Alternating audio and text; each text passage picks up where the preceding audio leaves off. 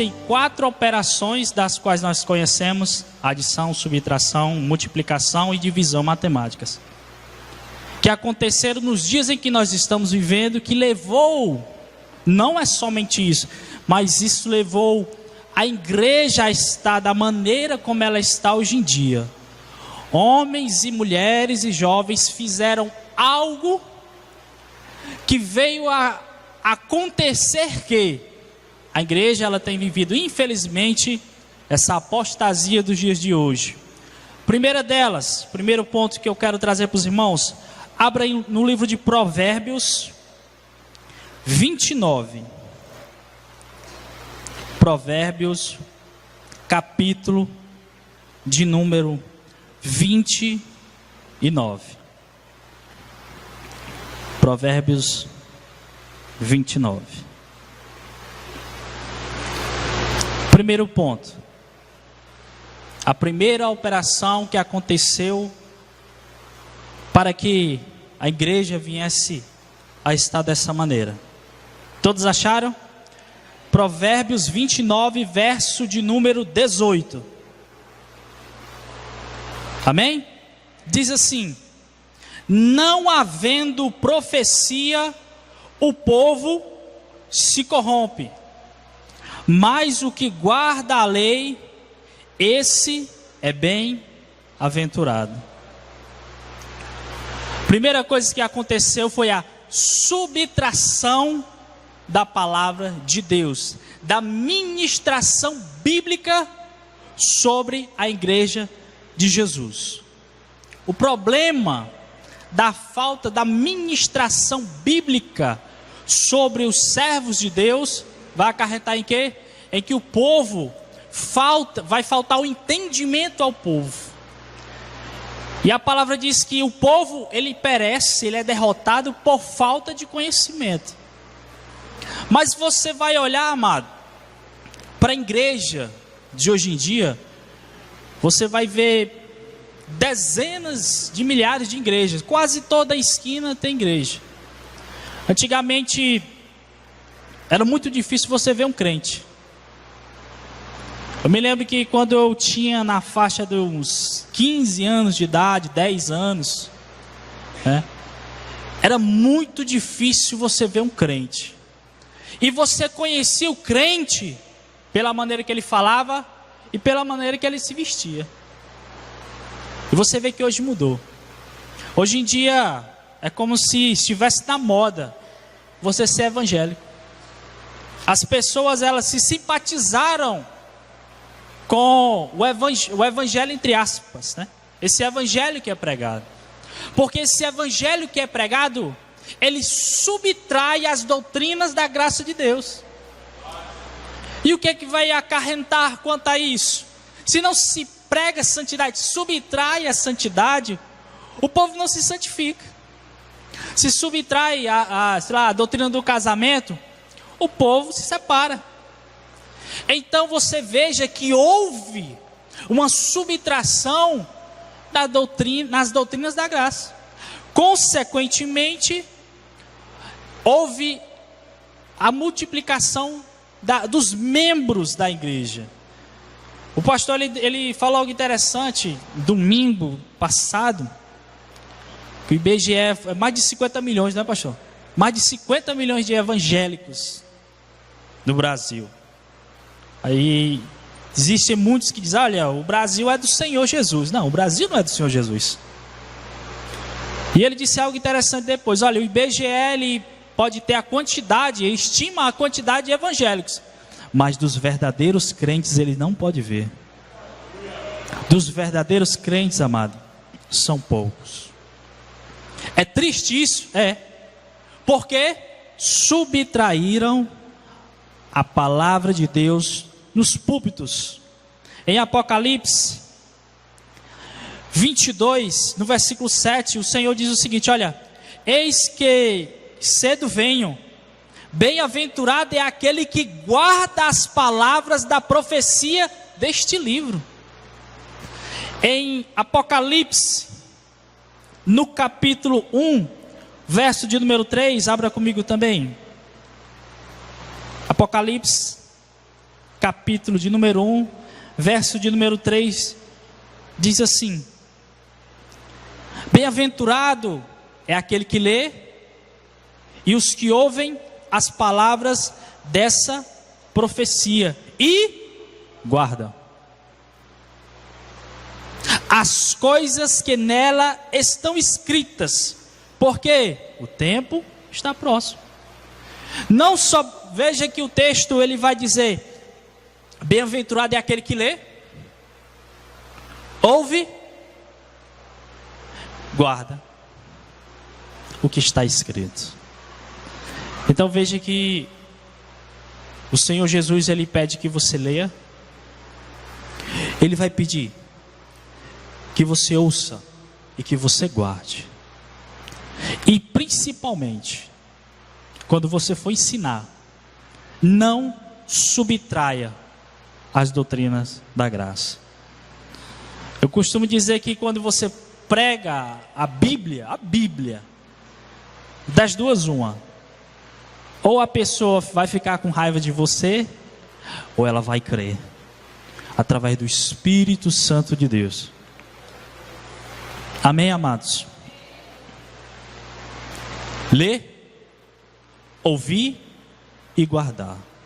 E principalmente, não subtrai aquilo que está escrito, porque você vai ser bem-aventurado, é o que a palavra diz. Amém? Segundo ponto, 1 Timóteo, capítulo de número 6, abra comigo, amado.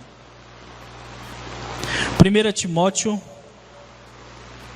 capítulo de número 6.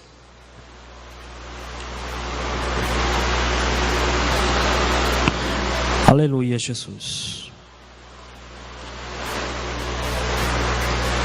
Amém? 1 Timóteo, capítulo de número 6, verso de número 3. Diz assim: se alguém ensina alguma outra doutrina, e se não conforma com as sãs palavras. Amém. Segundo ponto. Primeiro ponto, subtração da palavra. Segundo ponto. Primeiro ponto, subtração. Segundo ponto, a adição de novas doutrinas. Se alguém ensina alguma outra, é o camarada que ele não se conforma. Você pode prestar atenção. Toda heresia, escute isso, toda heresia, todo começo de heresia vai começar com o homem não se conformando com aquilo que Deus fala. O camarada ele tem problema com algum ensinamento das Escrituras. E o que é que ele vai fazer? Ele vai adicionar, acrescentar outra doutrina, que não é a sã doutrina. E o problema da adição, amado, o problema de nós acrescentarmos novas doutrinas, está escrito lá em 2 Coríntios, abra comigo, 2 Coríntios, capítulo de número 11. 2 Coríntios, capítulo de número 11. Paulo chega para a igreja de Corinto e diz o seguinte, capítulo 11, 2 Coríntios, capítulo 11, verso de número 4. Porque se alguém for pregar-vos outro Jesus, que nós não temos pregado, ou se recebeis outro Espírito, que não recebestes, ou outro Evangelho, que não abraçastes, com razão o sofrereis.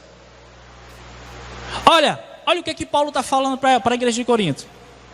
Se vocês receberem outro Jesus, se vocês receberem outro Evangelho, se vocês receberem, abraçarem isso, vocês vão sofrer com razão. Por que a igreja está sofrendo hoje em dia? Porque a igreja está recebendo outro Jesus e outro Evangelho, que foi adicionado no nosso meio. Agora, quando eu digo sofrer, amado, tem milhões de pessoas em todo o mundo que estão sofrendo. Não porque eles receberam outro Jesus, outro evangelho, mas porque eles não suportam mais o evangelho que está sendo pregado aí. Não suportam mais o Jesus que foi adicionado, o outro evangelho que foi adicionado. E o que é que eles estão fazendo? O que é que está acontecendo? A igreja de Cristo sofre, e as pessoas que estão dentro dessas igrejas também estão sofrendo. Eu digo isso porque eu conheço alguns. E às vezes, alguns obreiros, amigos meus, eu vos amo. Às vezes eles vão lá em casa e eles falam: Jairo, eu não aguento mais o que é ensinado, o que é pregado, a frieza. As pessoas confundiram a agitação com o Espírito Santo. Eu fui presidente de mocidade da minha antiga igreja. Todo sábado tinha culto. Todo sábado tinha culto. E a igreja ficava lotada. Eram igrejas grandes. E se reunia todas as congregações. E eram milhares de jovens. Muitos jovens. Agora, você só via agitação. Era só agitação. E eles estavam sofrendo, e eu estava sofrendo com isso. A igreja de Cristo, ela vai sofrer por causa da adição dessas coisas dentro da igreja. A adição do entretenimento. Às vezes, certa vez, pela primeira vez, eu fui chamado, os presidentes de mocidades foram para a sede, e lá nós tivemos uma reunião para bolar uma estratégia para segurar o jovem dentro da igreja. E lá, os jovens da minha congregação, eu levava eles lá para casa, para ensinar as doutrinas da graça lá, porque lá na igreja onde eu estava, não ensinava. E eles gostavam daquilo, amado. E eu ensinava, pregava para eles, e eles, toda segunda-feira, estavam lá. E pela misericórdia de Deus, Deus estava fazendo um avivamento naqueles jovens. Já vamos pregar, já vamos fazer isso, vamos recolher alimentos, vamos dar para os pobres.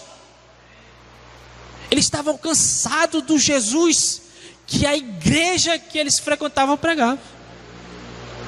E olha que eu era bem duro com eles, amado. E outros jovens das outras congregações ouviram falar nisso e falaram: olha, eu quero participar da mocidade de vocês também. E eu quero abrir entre aspas aqui. Quero abrir uma aspa aqui. Sabe qual é o problema de muita igreja, mano? Aconteceu uma divisão dentro da igreja, sabe aonde? Nesses grupos. Tem um grupo de senhora, separou a senhora. Tem um grupo de jovem, separou o jovem. Aí o jovem, que era para aprender com os adultos a ser um homem de Deus, está separado. As meninas, as jovens, que deveriam andar com as senhoras para aprender a viver como santas mulheres de Deus, foram separados. Dividiu, irmão. E o que foi isso aí? Por que aconteceu essa divisão dentro da igreja? Porque adicionaram isso. E Jesus nunca ensinou isso. Pedro, vem cá, Pedro. Diga, Senhor, olha, faça o grupo de senhoras aqui. Olha, João, você é responsável pelo grupo de jovens. Isso dividiu a igreja, amado. Está dividido. Por quê? Porque eles adicionaram isso. Amém, amados? Houve essa adição. Em Gálatas, abra a sua Bíblia. Em Gálatas, capítulo de número 1, verso de número 6. Gálatas 1, versículo 6. Diz assim. Olha o que Paulo fala para os Gálatas. Maravilho-me de que tão depressa passasseis daquele que vos chamou a graça de Cristo para outro evangelho. o qual não é outro, mas alguns que vos inquietam e querem transtornar o evangelho de Cristo. Mas ainda que nós mesmos, ou um anjo do céu, vos anuncie outro evangelho, além do que já vos tenho anunciado, seja anátema. Assim como já disse, agora de novo também digo, que se alguém vos anuncia outro, além do que já recebeste, seja anátema. Outro, é outro. Existem 2 evangelhos no nosso Brasil: o verdadeiro e o falso. E o problema de ter 2 evangelhos sendo pregados, o falso e o verdadeiro, é quando você vai evangelizar essas pessoas. Porque você pode ser até um homem de Deus, uma mulher de Deus, um jovem de Deus, mas as pessoas não dão mais crédito, amado. Enquanto, abre-se aspas, eles não lhe conhecem, veem o seu testemunho, que você vive para a glória de Deus, aí sim, eles vão conhecer o verdadeiro evangelho através da sua vida. Sem adição de nada, puro e simples. Uma vez, um obreiro, ele chegou para mim e falou assim: irmão Jairo, eu gosto da sua pregação. Eu amei, irmão, glória a Deus por isso. Mas, eu posso lhe dar um conselho? Eu pode. Eu amei, se for de Deus eu recebo. Você deveria colocar mais emoção, sensacionalismo na sua mensagem. Mas por que, amado? Porque o povo gosta. E eu olhei para aqui, não, amado, eu só confio somente na palavra de Deus. E se for para alguém ser convencido de algo, não vai ser por causa da minha retórica, nem pelo modo que eu falo ou pelo tom de voz que eu estou usando, e sim pela palavra de Deus. Porque do que adianta, meu amado, eu vim aqui e emocionar vocês. Eu toco aqui, toco um piano aqui, toco uma música aqui. Existem notas musicais que, se você tocar, amado, é as chamadas notas tristes, que você toca, só de você ouvir dá vontade de chorar. Então eu não vou pegar isso. Olha, irmão, toca aqui aquelas notas bem tristes para o povo chorar, apaga a luz.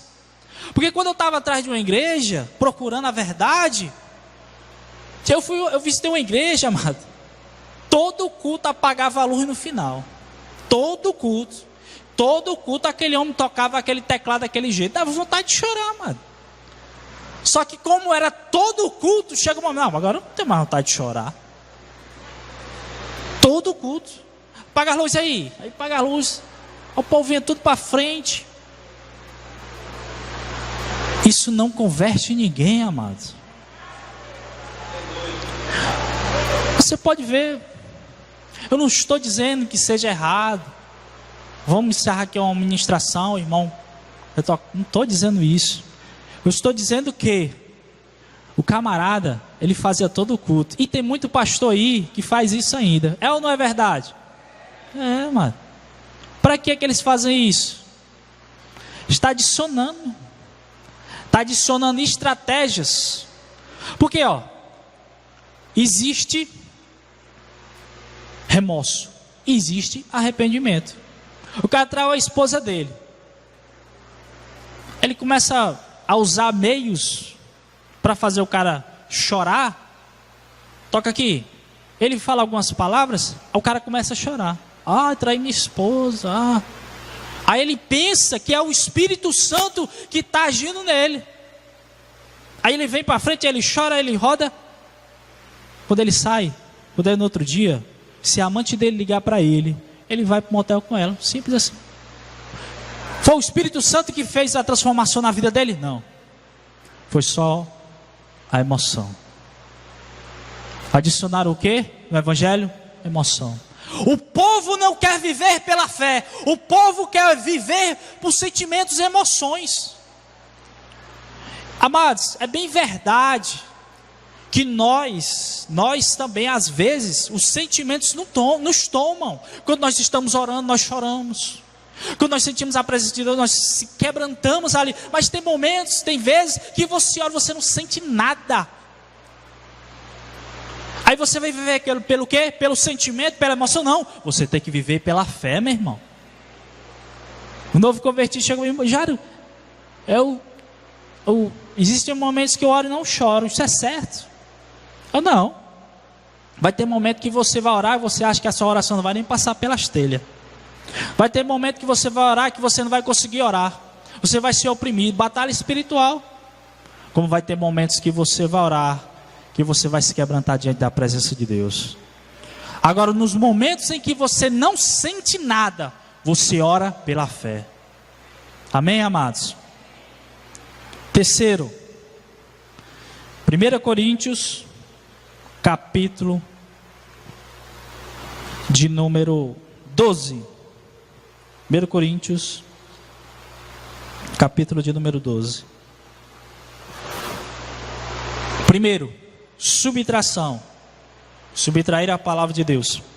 Logo, veio a adição de novas doutrinas. E o terceiro, 1 Coríntios, capítulo 12, verso de número 25, diz assim: somente a parte A,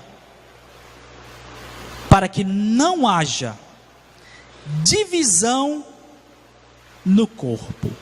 Amém. Eu já comecei a falar sobre a divisão aqui, sobre dividir a igreja. O jovem vai para lá, a senhora vai para lá. Os levitas, né? Entre aspas, né? Os levitas estão aqui. E perdoe-me você, meu irmão, que está me ouvindo, que toca em igreja. Um dos maiores, escute isso, um dos maiores problemas em muitas igrejas é a rebeldia das pessoas que tocam. Existem músicos dentro de muitos lugares, músicos, mas adoradores são poucos. Eu aprendi a tocar violão, e às vezes quando a gente ia fazer ensaio, irmão, vamos louvar o quê? Irmão, vamos louvar um hino de adoração, não é? Um hinozinho assim que glorifique a Deus. Vamos exaltar o Senhor. Só que o baterista, ele não queria uma música lenta, ele queria uma música rápida. Aí ele, não, vamos louvar Fernandinho. E eu amei. Quando era no outro ensaio, irmão, vamos escolher aqui. Vamos louvar o do fulano de tal, que é bem pessoal, para levantar o povo. Aí você chamava esse camarada para ir para um culto campal. Ele não ia tocar. Por quê? Porque ele queria tocar em cima do púlpito. Rebeldia, existe. E aí tem uma coisa. Eu via muito isso. Essa divisão, que é como se fosse uma hierarquia. O camarada, ele não falava com ninguém, não. Ele chegava no púlpito, na igreja, ele vinha, subia em cima do púlpito, aí pegava os instrumentos, aí ficava lá tocando. E uma coisa que eu acho uma falta de respeito e de irreverência era, vamos fazer oração, irmão. Aí o cara ficava afinando o instrumento ou então tocando. Era o baterista, pá, e o outro no violão. Eu olhava aquilo. Então, amado, existe essa divisão dentro da igreja, da qual Jesus nunca ensinou. Agora nós temos que entender uma coisa. A heresia, ela divide a igreja? Divide. Todo tipo de ministério, todo tipo de igreja, de todos os tipos que você imaginar tem aí, foi dividido. O corpo de Cristo foi dividido. A heresia divide e a verdade também divide. Abra sua Bíblia em João, capítulo de número 10, versículo de número 19. João 10, versículo de número 19.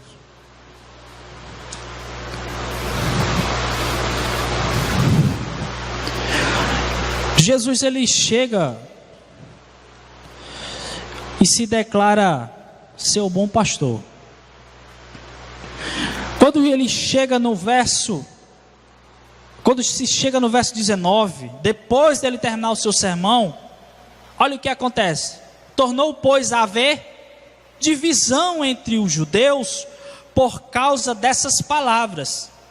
E muitos deles diziam: tem demônio, está fora de si, porque vocês ouvem?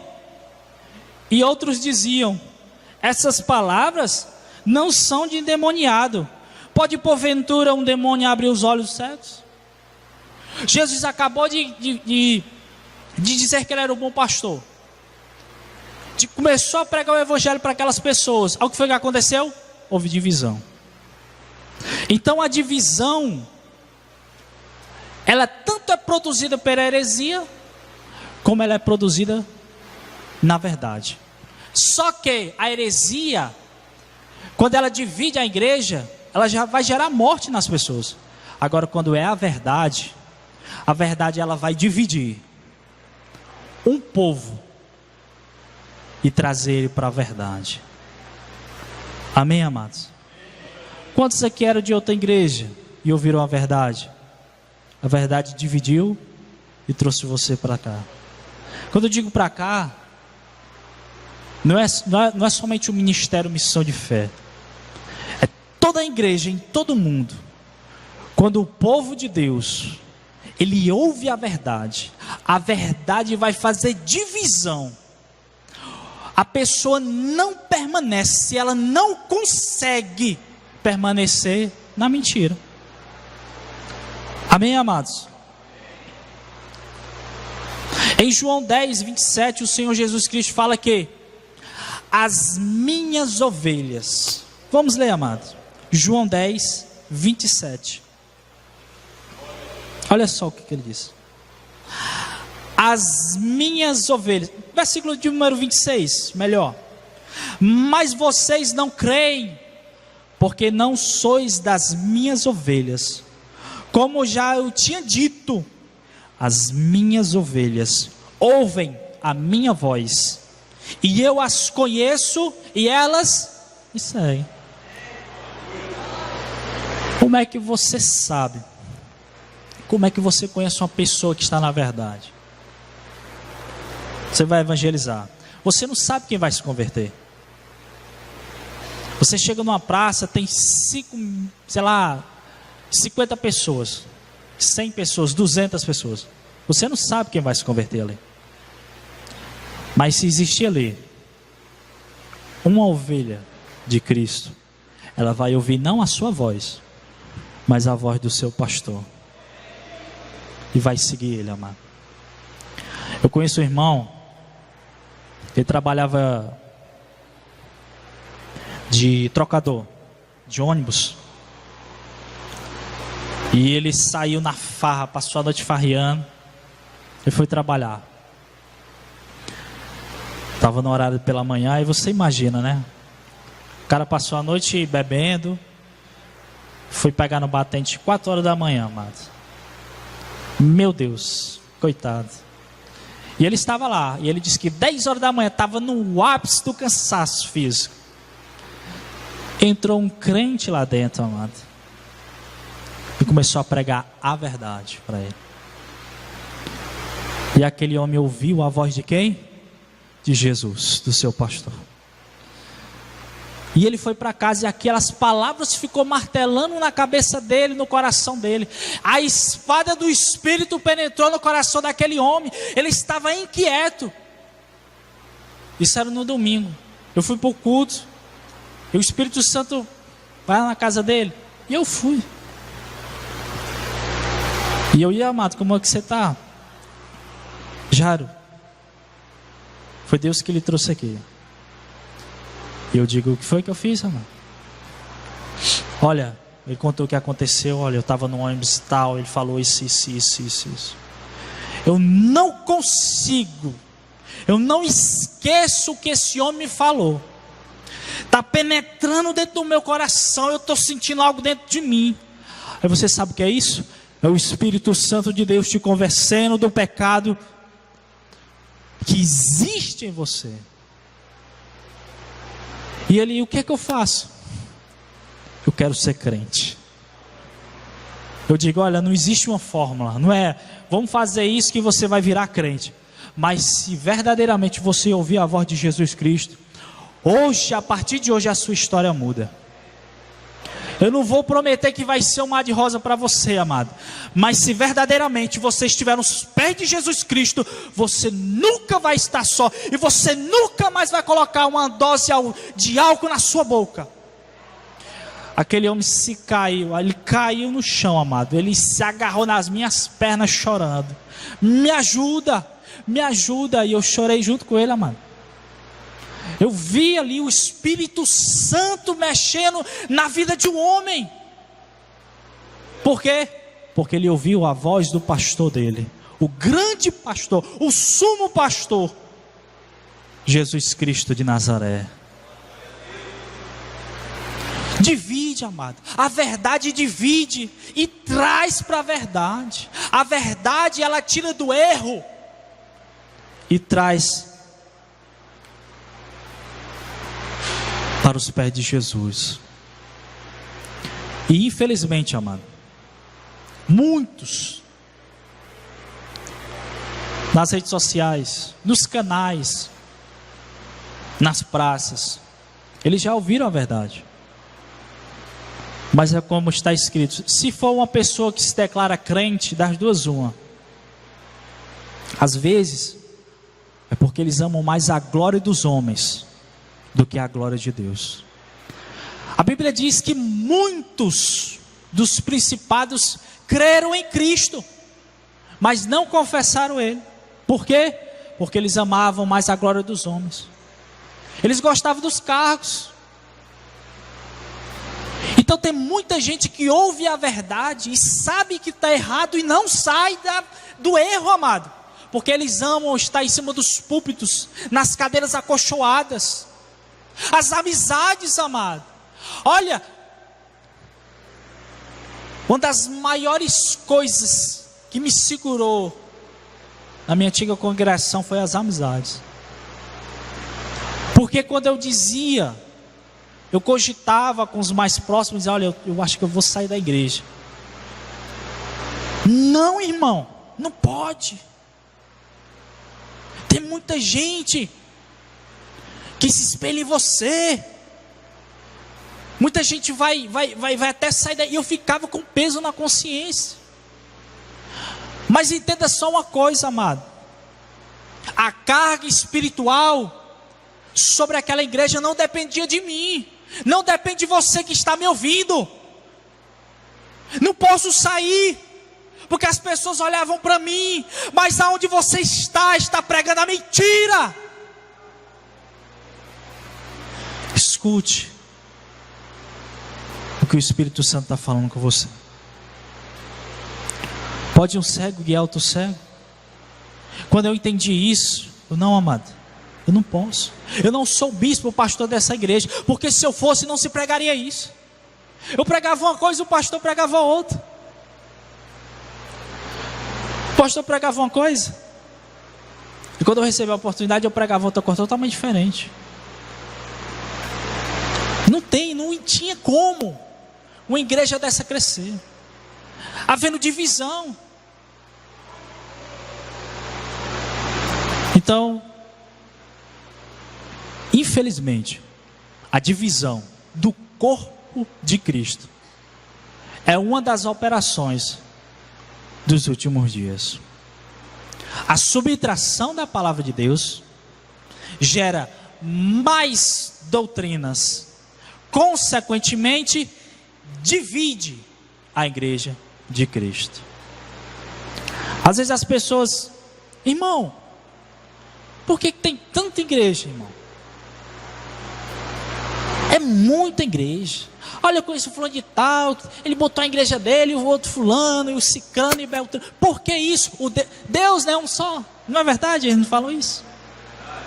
Porque lá atrás, diminuíram a pregação, acrescentaram novas doutrinas, consequentemente, aconteceu a divisão. É uma coisa tão simples na mente deles, né? O camarada se revolta na congregação onde ele está, aí ele sai, leva alguns com ele, aí abre uma igreja. Não existe mais a chamada, Deus chama. Porque quando Deus chama o homem, a mulher, o jovem, ele se responsabiliza. Por quê, amado? Porque Deus conhece o coração daquele homem. Deus não chama, irmãos, então quer dizer que Deus não chama super homens, super mulheres, super jovens, não, amado. Deus chama homens imperfeitos, cheios de falhas. Mas se aquele homem cheio de falha, aquela mulher, aquele jovem cheio de falha, imperfeito, ele tiver um coração quebrantado, amado, contrito, arrependido. Existe uma parábola que Jesus dá que eu acho tão interessante. Existia 2 filhos. Olha a simplicidade. 2 filhos. O pai de família chega para o primeiro e diz: filho, vai trabalhar na lavoura. Ele diz o quê? Eu não vou. Mas depois se arrependeu e foi. E chegou para o outro e disse: filho, vai trabalhar na lavoura. E ele disse: eu vou. Porém, ele não foi. Aí ele faz uma pergunta que quando eu evangelizo, eu gosto muito de usar esse texto. Aí eu pergunto para a pessoa: qual dos 2 fez a vontade do pai? O camarada não precisa ser um teólogo. Ele diz: o primeiro. Eu pergunto: por quê? Porque ele se arrependeu. Então, você, amado, você não precisa usar um anel de teologia na sua mão para Deus lhe usar. Você não precisa ser uma pessoa perfeita para Deus lhe amar. Deus lhe chamou com todas as suas falhas. Você não merece nada que você tem. Nós não merecemos nada. Mas a graça de Deus, como está escrito, aonde abundou o pecado, superabundou a graça. Amém, amados? Aonde abundou o pecado, superabundou a graça de Deus. E você, meu irmão, que está me ouvindo, talvez você esteja passando uma situação difícil. Todos nós passamos. O deserto espiritual, a prova. Mas entenda uma coisa: não existe pecado no mundo, exceto o que Jesus falou, a blasfêmia contra o Espírito Santo, que o sangue de Jesus não possa purificar. Você sabe por que tem muito crente que está sofrendo, amado? Porque eles esqueceram que o sacrifício de Jesus na cruz do Calvário, ele tem poder para libertar, para purificar e para salvar a alma de todo pecador. Você sabe o que é que nos segura? Você sabe o que é que deveria nos segurar nesses momentos? Olhe para as Escrituras. Viva pela fé. Venha para os cultos. Se fortifique na presença do Senhor. Mesmo que você não esteja, como eu disse, sentindo nada. Porque no momento em que Deus quiser, Ele pode restaurar suas forças, amado. A vida do cristão, enquanto nós estivermos aqui, é isso. Um dia você está bem, outro dia você não está. Mas o importante é estar aos pés de Jesus Cristo, amém? Quarto ponto, Mateus 24, verso de número 12. Mateus 24, verso de número 12. Então aconteceu o quê? Houve a subtração da palavra, logo veio a adição de novas doutrinas, consequentemente a divisão da igreja, e por último, e o pior de todos, Mateus 24, 12, e por se multiplicar a iniquidade, o amor de muitos esfriará. Subtração da palavra, adição de novas doutrinas, divisão do corpo de Cristo e da igreja, consequentemente multiplica-se o pecado.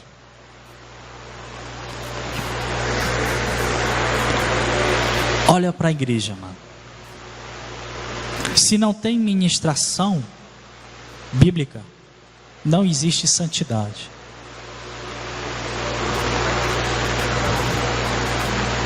Amém? Não existe.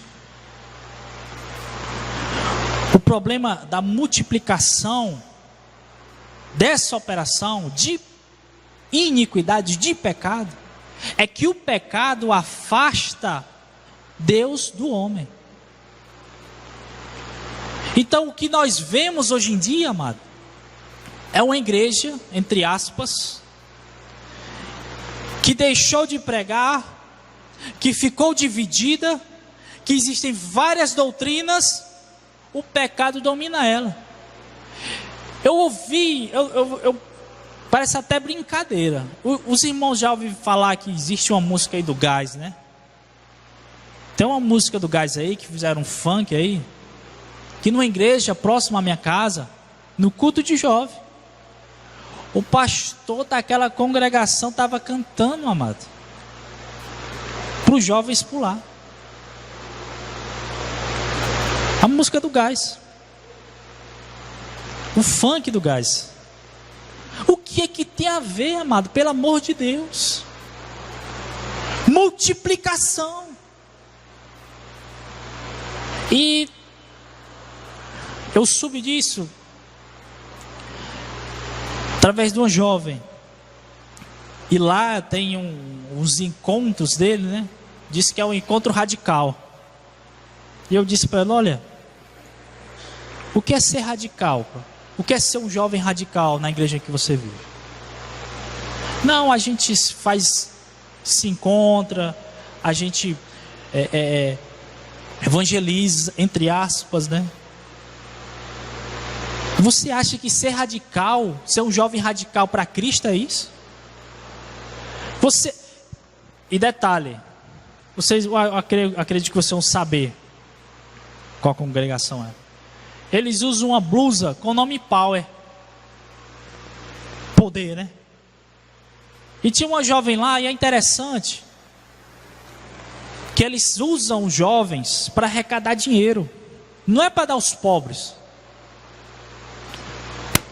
A gente está arrecadando dinheiro aqui para a gente viajar para a África? Não, para Brasília. Para quê? Porque vai ter o congresso de jovem lá. Não vão voltar cheio do poder. Vai não, amado. É só agitação da carne. Se multiplicou o pecado dentro da igreja. E ninguém está vendo isso. Por quê? Tiraram a palavra, subtraíram a palavra. Logo, com tudo isso, nós vemos a igreja do jeito que ela está. Em João 17:17 está escrito: santifica-os na verdade, a tua palavra é a verdade. A igreja dos nossos dias, ela só vai se curar de todas essas operações se nós voltarmos novamente para as ministrações bíblicas puras e simples, confiando no poder de Deus e sabendo que não vai ser da noite para o dia. O problema é que nós queremos ser imediatalistas. Nós achamos que essas coisas, esse avivamento, eu acredito, amado, que nós vamos ver um avivamento no Brasil quando vier uma grande tribulação, uma perseguição dentro da igreja, como como o livro de Apocalipse vai falar, né? Que é a doutrina do fim dos tempos, da qual Jesus fala. Quando vier essa perseguição para os cristãos nos dias de hoje, aí eu acredito que nós vamos ver um grande avivamento. Sabe por quê? Porque a igreja vai voltar a orar novamente. É ou não é, amado? E eu conheço crentes que tem medo disso. Aí não gosto de ler, nem de ouvir o livro de Apocalipse. Por quê? Não, porque olha que coisas terríveis. Você não está em Cristo não, amado? É muito difícil, vai ser um tempo muito difícil. Às vezes eu tento imaginar, porque como é que você... Veja isso, amado, a situação. Como é que você vai comer? Isso aqui é mais simples. A pessoa lhe pegar e lhe torturar. Não, negue. Só isso. E aí? O medo, a fome, a sede. E para mim, o pior de todos, a família, mano. Porque talvez vai ter crentes aí que são fiéis ao Senhor, mas tem uma filha e um filho que não é. Você não vai negar, não. Pega aqui a filha dele, pega aqui o filho dele. A questão é essa, mano. Veja o sofrimento. A mulher crente, o camarada não. Vai negar, não, pega aqui o marido dela aqui. Pega aqui a mãe dela.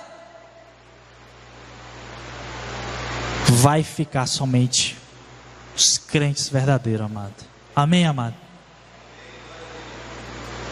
Mas tenha certeza que o Senhor Deus vai trazer todas essas coisas que estão acontecendo sobre eles, sobre esse povo que vai fazer o seu povo sofrer. Amém?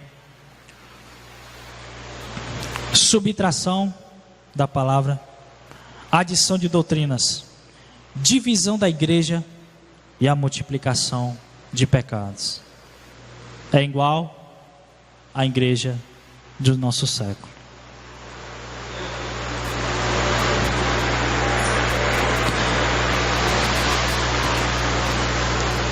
Então que o Senhor nos ensina nessa noite, através da sua palavra, é que nós temos que perseverar, amado. Nós temos que negar a si mesmo. O pastor, ele pregou um sermão abençoado sobre negar a si mesmo. E é uma das coisas mais difíceis que existe. Negar a si mesmo. É a exortação que Jesus dá ali. Ele diz, olha, quem não faz isso, quem não nega a si mesmo, não pode ser meu discípulo. Não pode. Esse não pode é que as pessoas acham que elas podem viver uma vida como se fosse uma vida dupla. As pessoas vivem como se Jesus nunca fosse voltar. E digo isso não para as pessoas que estão lá fora, para as pessoas que estão dentro. Uma vez eu estava falando sobre isso. Uma pessoa que é crente, eu cheguei para ela: olha, mano, eu não estou lhe julgando não. Mas você está conformado com o cristianismo que você está vivendo? Você se conforma com a vida que você está vivendo? De ir para os cultos só no domingo? Você não ora? Você não lê a Bíblia? Que cristianismo é esse? Eu não estou dizendo que você vai ser salva pelas obras. Ninguém é salvo pelas obras. Nós somos salvos pela graça de Deus. Só que as atitudes que se veem na sua vida, elas claramente mostram que você não conhece Jesus. Aí as pessoas gostam muito de usar o Mateus 7. Não julgue, a não ser julgado. As pessoas confundem e usam a Bíblia para justificar os seus próprios pecados. As pessoas, hoje em dia, amado, a exortação virou apontamento. A exortação, quando alguém exorta hoje em dia, para aqueles que não amam a verdade, está me julgando. O cara está me julgando. Ah, não me julgue não, irmão. Só quem me julga é Deus. Mas as Escrituras falam: a ninguém julgueis pela aparência, e sim pela verdade. Não julgue ninguém pela aparência não, mano. Julgue pela verdade. E o julgamento que é condenado nas Escrituras é o julgamento hipócrita. É você dizer e fazer. É você condenar, depois fazer. Esse é o contexto de Mateus 7. É isso que Jesus está falando ali. Mas as Escrituras estão cheias de versículos que ensinam que eu e você devemos examinar tanto o que é ensinado como os homens. Então você, meu irmão, que está me ouvindo, na sua congregação, faça um exame aonde você congrega. Se houve em algum momento a subtração das Escrituras, existe uma adição tremenda de heresias, a sua igreja está dividida e infelizmente houve uma multiplicação de pecado. Agora, ao fazer essa análise, você não deve fazer com aquilo que você acha. Você deve fazer uma comparação com aquilo que está escrito. A questão é que as pessoas, quando nós vamos celebrar a Santa Ceia, nós lemos um texto que diz assim: olha, examine-se, pois, o homem a si mesmo. Aí o camarada, ele vai se examinar, ele se examina com os seus próprios conceitos, o que ele acha que é certo. Não, deixa eu me examinar aqui. Bom, eu passei o dia, eu fui jogar bola de manhã, depois eu fiquei lá na mesa, eu não bebi, mas eu fiquei lá na mesa com os meus amigos ali, eles estavam bebendo, mas eu não estava bebendo. Passei a tarde todinha lá, cheguei, botei no Faustão, fiquei lá, deu horário do culto, cheguei já atrasado. Estou me sentindo bem. Então eu estou dando um exemplo, amado. Então ele se examinou pelo que ele acha. Examine-se, pois, o homem a si mesmo, é se examinar à luz das Escrituras. Porque a partir do momento em que você olha, tem um texto de um reformador que eu não lembro, não sei se é Jonathan Edwards, que o tema do sermão dele é leia a Bíblia contra você. E eu achei, leia a Bíblia contra mim. E o texto que ele dizia era mais ou menos isso: é que as pessoas usam as Escrituras para o seu bel prazer. Elas nunca usam as escrituras para exortar a si mesmo. Porque a partir do momento em que você faz isso, você vai fazer uma reflexão que você tem que mudar. É aquele exemplo que eu dei, que a gente acha muito fácil o erro no outro. E eu citei o exemplo daquele dia que, se eu pegar uma folha branca, aí eu dou para sua mulher e dou uma folha branca para o marido. Olha, eu quero que você bote defeito do seu marido nessa folha, e eu quero que você bote defeito da sua mulher nessa folha. Aí vai começar o marido, opa, na hora. Agora vire a folha, a folha virou. Agora eu quero que você bote o seu defeito. Eu garanto, amado, na maioria das vezes, o camarada vai achar uns 4. Eu confesso que eu faço isso, tá bom. Não, vou até apagar isso aqui. Por quê? Porque o homem que eu falo, eu estou abrangendo o homem, a mulher, o jovem, ele consegue ver muito erro no outro, mas ele não olha o seu. E o problema de muita gente é que às vezes ele está passando por um momento em que ele não está agradando a Deus, mas o camarada não reconhece. Ele pode estar até dentro da igreja, mas pelo fato dele não reconhecer que ele está vivendo uma vida de aparência, ele não pede a Deus perdão. O problema é esse. Amém, amados? Então, para encerrar, lá atrás houve a subtração da palavra, logo veio a adição de doutrinas, consequentemente dividiu a igreja, e por final multiplicou-se o pecado. Então que nós perseveremos nessa doutrina, mano. Essa doutrina que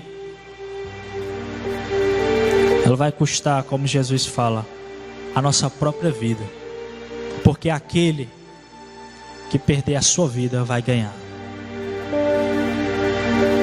mas aquele, por amor a ele, vai ganhar. Mas aquele que ganhar a vida aqui, vai perder. É difícil, amado, mas é prazeroso. Quando você sabe, quando você diz não para o pecado, você sente aquela alegria no seu coração, porque você está agradando o seu Deus. Você veja que quando passagem do livro de Jó, quando Satanás vai lá, ao Senhor fala: você viu meu servo Jó? Você veja que não foi Deus, não foi o diabo que chegou e tocou no nome de Jó, foi o próprio Deus. Você viu meu servo Jó? E eu acho tão tremenda aquela passagem. Eu imagino como aquele homem era. Não há na terra, olha aí, ele não fala: olha, não há nessa cidade alguém igual a ele, não há alguém nesse país, não há na terra homem igual a ele, que se desvia do mal. Então, que Deus possa olhar para nós, Ele nos livrar de tudo isso, amado. Ele nos dê coragem para denunciar tudo isso, e Ele nos dê força para continuarmos.